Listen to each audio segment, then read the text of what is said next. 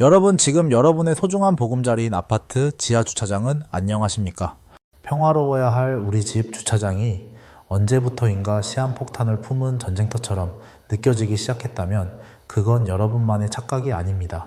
불과 몇 년 전만 해도 전기차는 부의 상징이자 미래를 앞서가는 혁신가들의 훈장이었죠. 테슬라를 타고 매끄러운 푸른색 번호판을 뽐내며 도로를 달리는 모습은 모든 운전자의 선망의 대상이었습니다. 환경을 생각하는 깨어있는 시민이라는 자부심과 압도적인 가속 성능이 주는 쾌감, 그리고 무엇보다 한 달에 커피 몇 잔 값도 안 되는 기적 같은 유지비까지. 전기차는 그야말로 완벽한 미래에서 온 선물이었습니다. 하지만 2026년 현재 분위기는 완전히 180도 달라졌습니다. 친환경의 아이콘은 어디 가고 이제는 내 소중한 재산과 생명을 한순간에 잿더미로 만들지도 모른다는 공포의 대상이 되어버렸습니다. 안녕하세요, 돈줄경제입니다. 오늘 우리는 단순히 전기차가 위험하다는 식의 뻔한 공포 마케팅을 하려는 게 아닙니다. 이 영상은 지금 대한민국을 뒤흔들고 있는 전기차 포비아의 실체를 경제학적 관점과 기술적 팩트를 결합해 현미경처럼 아주 세밀하게 들여다보기 위해 기획되었습니다. 인천의 한 아파트에서 발생한 화재 사고 이후 강남의 초고층 아파트부터 지방의 소규모 단지까지 전기차 지하 주차를 전면 금지하겠다는 공고문이 붙기 시작했습니다. 중고차 시장에서는 신차급 전기차가 반값에 나와도 딜러들조차 매입을 거부하는 기현상이 벌어지고 있죠. 도대체 무엇이 우리를 이토록 깊은 공포로 몰아넣었을까요? 이건 단순히 뉴스에서 몇 번 본 사고 때문일까요? 아니면 우리가 미처 알지 못했던 전기차라는 거대한 자본 패러다임의 결함 때문일까요? 오늘 돈줄경제가 준비한 이 영상 하나로 여러분은 전기차 화재의 진짜 원인부터 시작해서 아파트 주차장 갈등 뒤에 숨은 법적 쟁점, 그리고 요동치는 시장 속에서 내 자산을 지키는 법까지 한 번에 정리하시게 될 겁니다. 1시간이 넘는 긴 여정이 되겠지만 단 1분도 여러분의 시간을 낭비하지 않겠습니다. 지금부터 그 서늘한 진실 속으로 함께 들어가 보시죠. 우리가 불과 얼마 전까지 왜 그렇게 전기차에 열광했는지부터 냉정하게 복귀해 봐야 합니다. 그래야 지금의 이 포비아가 얼마나 비정상적인 경제 현상인지 알 수 있거든요. 2020년대 초반 전 세계 자동차 시장은 그야말로 테슬라 쇼크에 빠져 있었습니다. 일론 머스크가 제시한 자율주행의 비전과 엔진 없이 모터로만 구동되는 그 압도적인 퍼포먼스는 기존의 내연기관 차들을 순식간에 박물관에나 가야 할 구시대의 유물로 만들어버렸습니다. 엔진 오일을 갈 필요도 없고 미션 오일이나 각종 소모품 관리에서 해방된다는 말은 자동차 유지비라는 개념 자체를 새롭게 정의했습니다. 여기에 각국 정부의 파격적인 보조금 정책이 기름을 부었습니다. 차값의 30% 이상을 국가와 지자체가 대신 내준다는데 이걸 안 사는 게 오히려 경제적 손실이라는 인식이 지배적이었습니다. 당시 돈줄경제 시청자분들도 개상이 많이 두드려 보셨을 거예요. 휘발유 가격이 리터당 1,600원을 상회할 때 전기차는 집에서 충전하면 1km를 가는데 드는 비용이 고작 20원에서 30원 수준이었습니다. 한 달에 기름값으로 30만 원을 쓰던 직장인이 전기차로 바꾸면 한 달 충전비가 치킨 한 마리 값도 안 나오는 기적이 일어난 겁니다. 1년이면 수백만 원, 10년이면 수천만 원을 버는 셈이니 이건 단순한 소비가 아니라 똑똑한 재테크라고 믿었죠. 하지만 이 달콤한 경제적 환상은 그리 오래가지 못했습니다. 우리는 전기차의 화려한 겉모습에 취해 그 바닥에 깔린 수천 개의 배터리 셀이 가진 물리적 한계를 간과했던 겁니다. 이제 본격적으로 열폭주라는 괴물의 정체를 파헤쳐 보겠습니다. 왜 전기차 화재는 소방관들도 고개를 저을 만큼 끄기가 힘든 걸까요? 여러분, 성냥갑 하나를 상상해 보세요. 성냥 하나에 불을 붙이는 건 일도 아닙니다. 입으로 훅 불면 꺼지죠. 그런데 성냥 수천 개를 좁은 상자 안에 꽉 채워넣고 그중 한 군데에 불을 붙이면 어떻게 될까요? 이건 끄고 싶다고 끌 수 있는 수준이 아닙니다. 순식간에 연쇄 반응이 일어나며 폭발적인 화염이 솟구치죠. 전기차 배터리 팩 내부가 딱 이런 구조입니다. 리튬이온 배터리는 양극과 음극, 그리고 그 사이를 완벽하게 차단하는 분리막으로 구성됩니다. 그런데 충격이나 과충전 혹은 알 수 없는 제조상의 결함으로 이 얇은 분리막이 뚫리는 순간 양극과 음극이 만나며 쇼트가 발생합니다. 이때 발생하는 열은 순식간에 수백 도를 넘어서고 이 열이 옆에 있는 배터리 셀을 다시 자극해 불을 붙입니다. 이게 바로 도미노처럼 번지는 열폭주 현상입니다. 가장 절망적인 부분은 배터리 내부 물질이 타면서 스스로 산소를 발생시킨다는 점입니다. 공기를 차단하는 소화기나 모래가 무용지물이 되는 이유가 여기 있습니다. 물속에 처박지 않는 이상 불길을 잡는 게 사실상 불가능하다는 것이 현장 전문가들의 공통된 의견입니다. 여기서 여러분이 꼭 짚고 넘어가야 할 오해와 진실이 있습니다. 요즘 중국산 저가 배터리인 LFP 배터리는 안전하고 국산 3원계 배터리인 NCM은 위험하다는 말이 돌고 있죠. 결론부터 말씀드리면 이건 반은 맞고 반은 틀린 이야기입니다. LFP 배터리가 상대적으로 열 안정성이 높은 건 사실이지만 한번 열폭주 궤도에 진입하면 안 꺼지는 건 매한가지입니다. 오히려 에너지 밀도가 높은 비싼 배터리일수록 불이 붙었을 때의 화력은 상상을 초월할 정도로 강력합니다.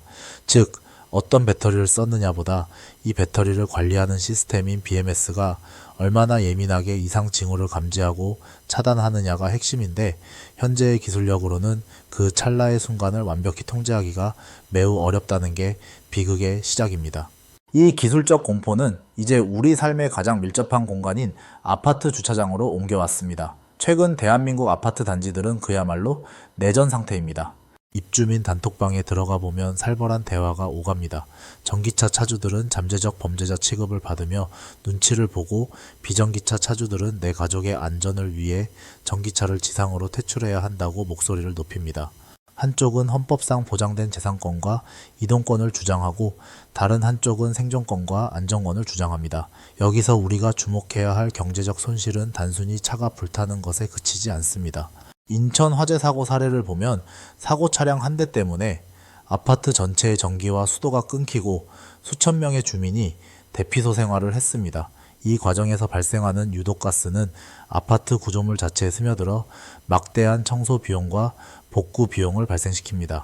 무엇보다 무서운 건 아파트 브랜드 이미지의 추락입니다. 전기차 불난 아파트라는 낙인이 찍히는 순간 매수 문의는 실종되고 집값은 곤두박질칩니다. 내 차가 불타지 않았어도 내 이웃의 전기차 한 대 때문에 내 전 재산인 집값이 위협받는 이 아이러니한 상황이 지금 대한민국 전기차 포비아의 본질입니다. 관리사무소와 입주자 대표회의 고민도 깊어갑니다. 현행법상 일정 규모 이상의 아파트는 전기차 충전 시설을 의무적으로 설치해야 합니다. 법을 따르자니 주민들의 반발이 무섭고, 주민들의 뜻대로 시설을 철거하자니 과태료와 법적 책임이 기다리고 있습니다. 이런 혼란 속에서 전기차 차주들은 소외된 난민이 되어가고 있습니다. 퇴근 후 주차할 곳을 찾지 못해 동네를 몇 바퀴씩 돌거나 멀리 떨어진 지상 주차장을 찾아 헤매는 그들의 스트레스 또한 임계점에 다다랐습니다. 여러분은 어떻게 생각하십니까? 이 갈등은 시간이 지나면 해결될 일시적인 진통일까요? 아니면 우리 사회가 전기차라는 기술을 받아들일 준비가 전혀 되어 있지 않다는 경고 신호일까요? 이제 우리는 이 공포가 시장에 어떤 냉혹한 판결을 내리고 있는지 살펴봐야 합니다. 자, 이제 여러분이 가장 가슴 아파할 하지만 반드시 직면해야 할 돈 이야기를 해보겠습니다. 여러분, 자동차는 사는 순간부터 가치가 떨어지는 소모품이라는 것 다들 알고 계시죠? 하지만 지금 전기차의 감가상각은 소모 수준이 아니라 거의 폭락 혹은 증발 수준입니다. 불과 2년 전만 해도 전기차는 중고차 가격이 가장 잘 방어되는 효자 종목이었습니다.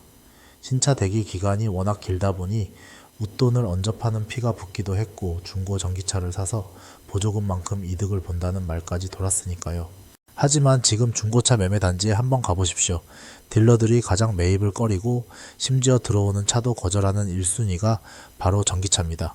실제로 8천만 원대에 거래되던 독일 프리미엄 브랜드의 전기차가 불과 1년 만에 4천만 원대로 뚝 떨어진 사례가 수두룩합니다. 주행거리가 짧아도 소용없습니다. 무사고 차량이라도 상관없습니다. 시장에는 이미 언제 불날지 모르는 무서운 차, 혹은 나중에 배터리 수명 다하면 수리비가 착한 만큼 나오는 애물단지라는 인식이 독버섯처럼 퍼졌기 때문입니다. 내 자산 4천만 원이 단 1년 만에 공중분해된 셈인데 이걸 지켜보는 차주의 마음이 어떠겠습니까? 여기서 우리 돈주경제 시청자분들이 꼭 이해해야 할 경제 용어가 하나 있습니다. 바로 캐즘 현상입니다. 원래 첨단 기술 제품이 대중화되기 전 초기 수용자에서 주류 시장으로 넘어갈 때 일시적으로 수요가 멈추거나 급락하는 깊은 골짜기를 뜻하는데요. 지금 전기차가 딱 이 시커먼 골짜기에 빠져버렸습니다. 살 사람은 다 샀다는 뜻입니다. 혁신을 즐기고 환경을 생각하는 얼리어답터들은 이미 지갑을 닫았고 이제 평범한 대중들이 사야 할 차례인데 대중들은 결코 바보가 아닙니다. 충전은 여전히 불편하고 화재 공포는 날로 커지는데 심지어 중고차값까지 보장이 안 된다면 누가 그 비싼 돈을 주고 전기차를 사겠습니까? 이 골짜기는 생각보다 깊고 아주 넓습니다.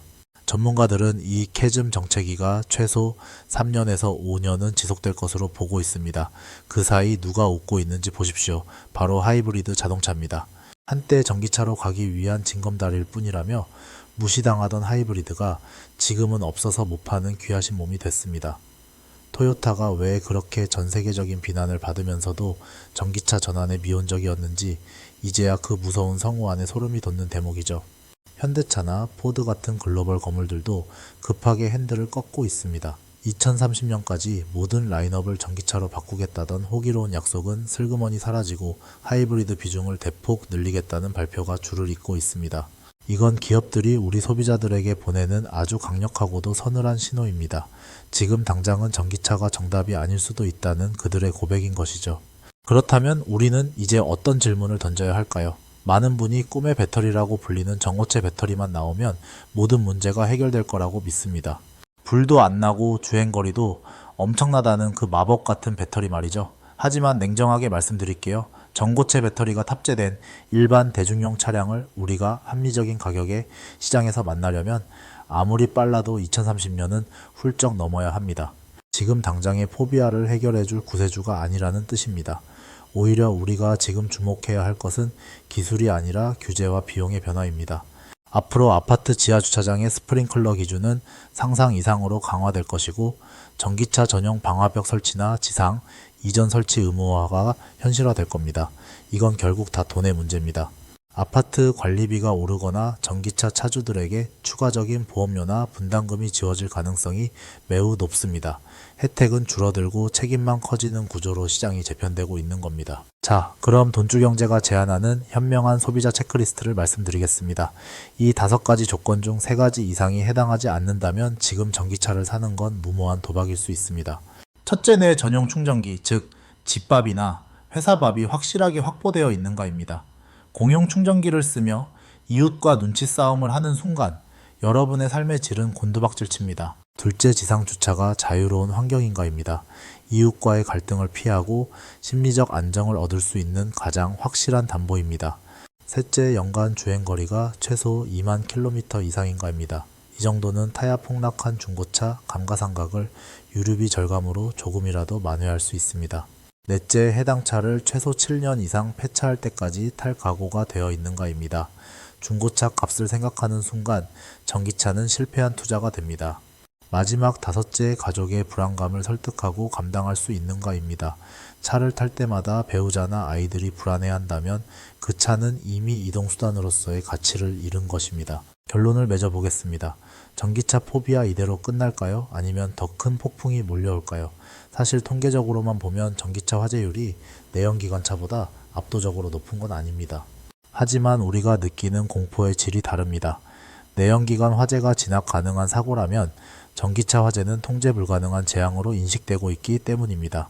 우리는 지금 기술의 진보와 사회적 수용성이 격렬하게 충돌하는 거대한 과도기 한복판에 서 있습니다. 전기차는 분명 언젠가 다가올 미래입니다. 하지만 그 미래로 가는 길은 우리가 생각했던 것보다 훨씬 더 울퉁불퉁하고 험난합니다. 지금의 포비아는 시간이 지나면 차츰 가라앉을 것이고 배터리 기술은 보완될 것이며 소방법은 완비될 것입니다. 하지만 그 긴 인고의 시간 동안 누군가는 큰 자산을 잃고 고통받을 것이며 누군가는 냉철한 판단으로 자신의 소중한 돈을 지켜낼 것입니다. 남들이 미래라는 이름의 장밋빛 환상에 취해 있을 때 차분히 계산기를 두드리십시오. 그리고 남들이 근거 없는 공포에 질려 모두가 끝났다고 외칠 때 다시 한번 차가운 데이터를 들여다보십시오. 그것이 이 혼란스러운 경제시장에서 내 가족과 내 재산을 지키는 유일하고도 확실한 방법입니다. 오늘 돈주경제가 전해드린 이 긴 이야기가 여러분의 현명한 선택에 작은 등불이 되었기를 바랍니다. 새벽에 그 무서운 불길은 꺼졌을지 몰라도 우리 마음속의 신중함은 꺼지지 않아야 합니다.